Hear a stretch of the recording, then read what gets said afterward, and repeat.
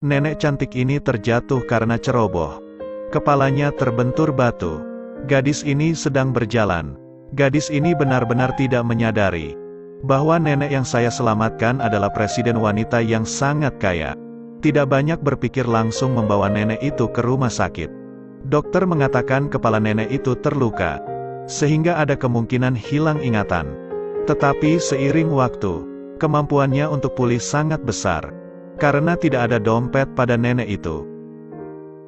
Jadi gadis ini tidak tahu identitasnya. Setelah melihat nenek yang terlihat tidak penting, dia segera menghubungi pihak berwenang setempat. Orang-orang di sisi sana akan datang untuk menjemput nenek itu. Tapi pada saat siap pergi, nenek itu segera memegang tangannya. "Tolong jangan tinggalkan aku. Tindakan ini sangat normal, mengingatkanku kembali pada kakakku yang hilang." Meskipun keadaannya saat ini sedang tidak begitu baik, namun pada akhirnya ia memutuskan untuk membawa pulang nenek itu kembali ke kamar yang hanya beberapa meter persegi yang ia sewa. Berharap itu melalui tindakanku, ketika orang baik melihat saudaranya, akan menjaganya dengan baik seperti dia. Menggunakan uang sisa saya, membelikan nenek set piyama. Ini membuat nenek itu sangat emosional. Bukan hanya itu saja, gadis ini memasak nasi untuk nenek sendiri. Nenek itu memuji bahwa makanannya sangat enak. Mendengar itu membuatku mengangguk. Dan ia bilang dulu pernah pergi ke luar negeri untuk belajar masak. Jadi dia tahu cara memasak hidangan biasa. Aslinya setelah selesai sekolah, dia kembali mengambil alih restoran ayahnya. Namun tanpa diduga kejadian itu terjadi. Memilukan untuk mengatakannya di sini dan tidak ingin mengatakan lagi. Dia memegang erat tangan nenek itu. Sekali pegang tangan nenek tak mudah lepas. Pada saat itu ada dua orang tunawisma yang kesepian. Tampaknya telah menemukan basis saya. Bikin mie yang suka dimakan nenek. Sebelum tidur, saya juga menawarkan segelas air hangat untuk nenek. Lalu memakaikan selimut agar nenek tidur. Setelah melakukan hal-hal ini, dia keluar lagi untuk menempel poster agar bisa menemukan keluarganya. Tidak pernah menyerah untuk mencari saudara laki-lakiku. Tidak ada uang untuk sebuah mobil. Dia berjalan kaki. Kertas buatannya ditempel di sebuah tiang. Dan begitu terus untuk mencari saudara laki-lakinya. Di sisi lain wanita ini harus menjaga si nenek.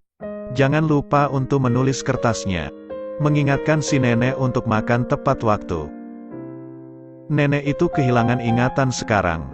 Tetapi hal-hal yang dilakukan nenek, dia dapat melihat semuanya. Suatu hari saat keluar rumah, si nenek memutuskan untuk turun ke dapur untuk memasak makanan untuknya. Dia mengambil panci dengan sangat rapih, lalu meletakkan sepotong kue yang baru dibuat di panci. Dan pada saat yang bersamaan, beberapa kenangan lama terbayang di kepalanya. Hal-hal ini membuat nenek untuk kembali mengingat kenangan dari masa lalu. Nenek itu telah mengingat identitasnya. Dia adalah presiden dari rantai restoran yang sangat populer. Bukan hanya punya pabrik produksi sendiri, tapi ada ratusan hotel mewah. Si nenek pun ke jalanan, dan pinjam ponsel orang lain. Lalu menelpon asistenku dan berkata jangan khawatir. Kemudian nenek itu kembali ke kamar kontrakan yang kecil. Dia tidak bermaksud mengungkapkan identitasnya. Dia memiliki banyak harta tapi hubungan antara dia dan anak-anaknya tidak baik. Karena anak-anakmu tidak maju, hanya menikmati hidup hari demi hari. Tidak lama sebelum dia mengetahui bahwa dia sedang sakit parah. Karena kesempatan ini, nenek juga ingin merasakan hidup di luar. Setelah mengingat, si nenek langsung berusaha membuat hidupnya sulit. Ia mengatakan, nenek sangat tidak nyaman di sini. Lalu nenek meminta bantal baru. Ketika dia tidak memperhatikan, dia segera merobek bantal, lalu melemparkan semua bulu-bulu di dalam ke lantai. Setelah selesai semuanya, dia langsung duduk di sofa dan menunggu. Apa yang dia lakukan? Saya robek-robek bantal ini. Saya menemukan bantal ini tidak berkualitas. Jadi saya ingin membukanya dan melihat isi dalamnya. Yang lebih mengejutkan lagi adalah nenek itu bahkan memintanya untuk membawa bulu-bulu untuk memasukkannya ke dalam bantal. Tapi meskipun sangat lelah setelah seharian yang panjang, masih tidak marah pada nenek itu. Dia hanya berlutut dan mengisi bantal. Walaupun ngantuk, tapi masih berusaha menyelesaikannya. Kemudian dia terlelap dan tidur tepat di sofa. Nenek itu memandang gadis lembut dan baik hati di depannya. Kalau begitu ambilkan selimut untuknya. Nenek jelas merencanakan sesuatu. Hal-hal yang dilakukan nenek hanyalah menantang. Dia seorang presiden wanita yang super kaya tetapi muak dengan rumah mewahnya. Dan senang sekali tidur di kamar kontrakan yang nyenyak ini hanya beberapa meter persegi. Dan alasan dia melakukannya adalah untuk menantang gadis baik ini. Setelah tahu ceritanya si gadis akan diwawancara untuk pekerjaan. Dia sengaja mematikan ponselnya lalu menyembunyikannya di bawah sofa dan mengatakan bahwa dia mengalami sakit perut. Melihat hal itu, bergegas pergi ke rumah nenek dan memulai penampilannya. Dia berpura-pura kesakitan yang mendalam. Bergegas memanggil ambulans, tapi tidak dapat menemukan ponselnya. Kurasa ini hampir waktunya wawancara. Nenek itu segera meminta cepat pergi ke wawancara. Apa yang ingin Anda lihat? Apa yang akan Anda pilih? Dia akan memilih pekerjaan yang sangat sulit didapatkan, atau memutuskan untuk tinggal dan merawat nenek. Untuk hal-hal yang dilakukan nenek itu benar-benar tidak mengerti. Dia tidak banyak berpikir dan memutuskan untuk tinggal dan merawat nenek dengan hati-hati. Nenek itu bertanya kepada Yera jika ia kehilangan pekerjaannya kali ini apa yang akan ia lakukan selanjutnya. Meskipun Yera begitu mencintai pekerjaan ini, tetapi dia masih mencoba untuk menghibur nenek itu. Bahkan aku tidak dapat menemukan ponselku sekarang.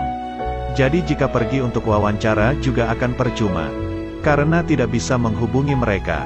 Lebih baik di rumah dan jaga nenek dengan baik. Lihatlah gadis yang baik hati dan lembut ini.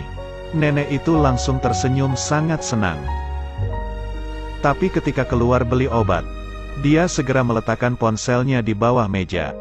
Kemudian mengambil selembar poster untuk menemukan keluarganya dan meninggalkan surat kepadanya.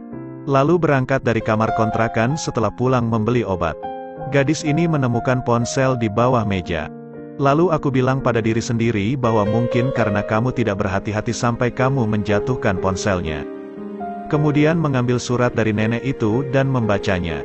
Gadis yang baik, untuk merawat seorang nenek yang tidak dikenal. Dan Anda bisa melepaskan pekerjaan favorit Anda. Sekarang saya telah pulih sepenuhnya. Dan telah mengingat semuanya juga. Aku perlu kembali ke rumahku. Jangan marah sama saya. Saya pikir Anda tidak akan bahagia. Sebagai balasannya, saya akan membantu Anda menemukan saudaramu. Dalam hati nenek itu, ia sangat disayangi tapi itu tidak cukup. Memikirkan hal ini, nenek langsung memberikan poster untuk mencari kerabatnya. Kepada asistennya, Anda harus memposting ini di semua koran. Ya, Bu Presiden. Berita menemukan keluarga dengan cepat membuat halaman depan koran. Setelah menyelesaikan cerita ini, Presiden bahkan mengeluarkan resep warisannya. Siapkan bahan-bahan sesuai list ini. Habis persiapan langsung naik sepeda. Kami akan pergi ke saudaranya di sisi lain poster pencarian. Ya Bu Presiden. Lalu Bu Presiden segera kembali ke kontrakan. Saat melihat nenek itu, ia bergegas memeluknya. Lalu mengatakan bahwa aku sangat marah. Karena nenek baru saja meninggalkan surat dan pergi. Karena dia khawatir tentang keselamatan nenek ini. Nenek itu juga tidak punya banyak penjelasan tentang hal ini. Dan juga jangan mengungkapkan identitas saya. Lalu nenek ini kasih resep. Minta dia untuk mengikuti langkah-langkah dalam resep ini. Dan gunakan bahan lain untuk membuat sup. Nenek pun memintanya untuk bergabung di acara amal. Tapi aku belum pernah masak sup sebelumnya. Dia takut dia tidak akan bisa. Nenek itu segera menyemangatinya ketika dia melihatnya. Jadi kamu belum menjahit bantal sebelumnya atau bagaimana? Ini membuat banyak kepercayaan diri. Dan tidak akan mengecewakan Presiden. Rebusan semalaman akhirnya keluar. Setelah mencicipi, Presiden tidak akan berhenti memuji. Kerja bagus. Dia telah menyelesaikan pekerjaannya. Bisakah kita mendistribusikannya? Mari kita mulai. Dan mereka mulai membagikan makanan gratis kepada orang miskin. Semua orang penuh pujian pada makanan yang dimasak dengan baik. Melihat sikap presiden yang bekerja keras dan sangat serius sangat memuaskan. Dan dia membuat keputusan yang penting. Dia menggunakan nama perusahaan untuk membuat janji wawancara. Semangat banget setelah dapat notifikasi. Dia tahu ini adalah perusahaan terbesar di negara ini. Itu sebabnya dia juga memakai makeup dan berpakaian yang tepat untuk wawancara.